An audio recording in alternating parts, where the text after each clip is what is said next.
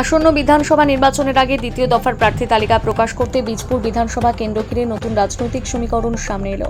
BJP এবার এই কেন্দ্রে নতুন মুখ হিসেবে তুলে ধরেছে সুদীপ্ত দাসকে। দলীয় সূত্রে জানা যাচ্ছে, সুদীপ্ত দাস দীর্ঘদিন ধরে ব্যারাকপুর শিল্পাঞ্চলের রাজনীতিতে সক্রিয়। তবে তার পরিচিতির একটা বড় দিক হলেন তিনি প্রাক্তন সাংসদ অর্জুন সিং এর ঘনিষ্ঠ বলে রাজনৈতিক মহলে পরিচিত। এই প্রার্থী নির্বাচনের পর থেকে শুরু হয়েছে জোর জল্পনা। রাজনৈতিক বিশ্লেষকদের মতে বীজপুরে নতুন মুখ আনার পাশাপাশি অর্জুন সিং এর প্রভাবকে কাজে লাগাতে এই কৌশল নিয়েছে বিজেপি। এতে একদিকে যেমন সংগঠনের ভেতরে নতুন উদ্যম আসবে, অন্যদিকে স্থানীয় ভোট ব্যাংকে প্রভাব ফেলতে পারে।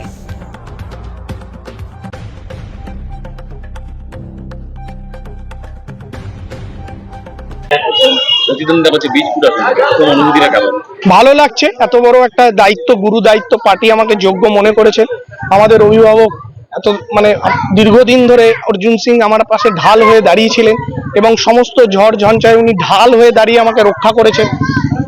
ফলে ওনার প্রতি কৃতজ্ঞ এবং ভারতীয় জনতা পার্টি কাছে কৃতজ্ঞ যারা আমাকে যোগ্য মনে করেছে এবং এই গুরু দায়িত্ব অর্পণ করেছে। খুব ভালো অনুভূতি হচ্ছে এবং আরো জেদ বাড়ছে যে এই 7 বছরে যখন এই ভয়ঙ্কর সময় ভাঙিনি, মানুষ পাশে থেকেছে, সেই মানুষকে নিয়ে আগামী দিনগুলো এই অপশাসনের বিরুদ্ধে লড়াই করে যাব। বীজপুর আজকে ধরুন আমাদের এখানে দলীয় কিছু মিটিং আছে, সমস্ত কর্মীরা আসছে, কাল থেকে আমাদের প্রচার শুরু হয়ে যাবে। আশাবাদী, পুরোটাই আশাবাদী। জয় পরাজয় রাজনীতিতে মানুষ ঠিক করে, বীজপুরের মানুষ ঠিক করবে, কিন্তু মানুষের প্রতি আমার পূর্ণ বিশ্বাস এবং আস্থা আছে এবং আমার দৃঢ় বিশ্বাস বীজপুরে মানুষ মিরাকেল ঘটাবে, কিছু দেখবেন আপনারা। বীজপুর মানুষ জিতবে, বীজপুরের মানুষ এবার বীজপুর জিতবে। বীজপুরের মানুষ যেটা চাইছে, বীজপুরের মানুষ এই ভোটে বীজপুরের মানুষের জয় হবে।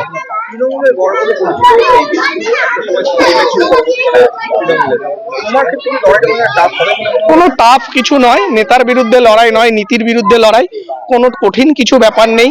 ছোট থেকে, যখন থেকে আমার গোপের রেখা ওঠেনি তখন থেকে রাজনীতি করছি, ফলে মানুষের সাথে জুড়ে আছি। মানুষের থেকে উঠে আসা আমি একজন। আমি কোনো বাবা কাকার কোনো ব্যাকগ্রাউন্ড নেই, কোনো সোনার চামচ নিয়ে মুখে নিয়ে জন্মাইনি। মানুষের মধ্যে থেকে উঠে এসেছি, খুব ছোট করে উঠে এসেছি, বীজপুর থেকে উঠে এসেছি। সুতরাং মানুষ আমার শক্তি, মানুষ ঠিক করবে আমি কিভাবে লড়বো, মানুষ আমার অস্ত্র। প্রতিদ্বন্দ্বী অবশ্যই প্রধান প্রতিদ্বন্দ্বী অবশ্যই তৃণমূল কংগ্রেস।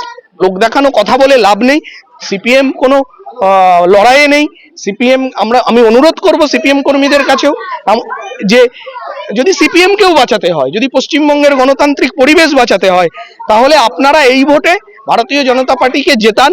আমরা কথা দিচ্ছি যে এই পরিবেশ থাকবে, যে সিপিএম, কংগ্রেস, এমনকি তৃণমূলও 4 মে যেদিন ভারতীয় জনতা পার্টি সরকারি দল হবে এবং ভারতীয় জনতা পার্টির বিধায়ক হবে এবং তৃণমূল কংগ্রেস বিরোধী আসনে থাকবে, আমি কথা দিচ্ছি সেদিন তৃণমূল কংগ্রেসের প্রতিটা কর্মী মাথা উঁচু করে সসম্মানে তার রাজনীতি করবে, তার পার্টি অফিসে বসবে, কেউ মারবে না, ধরবে না, মিথ্যা মামলা দেবে না। তাদের মানুষ হয়ে মানুষের মতো রাজনীতি করার অধিকার থাকবে প্রতিটা রাজনৈতিক দলের।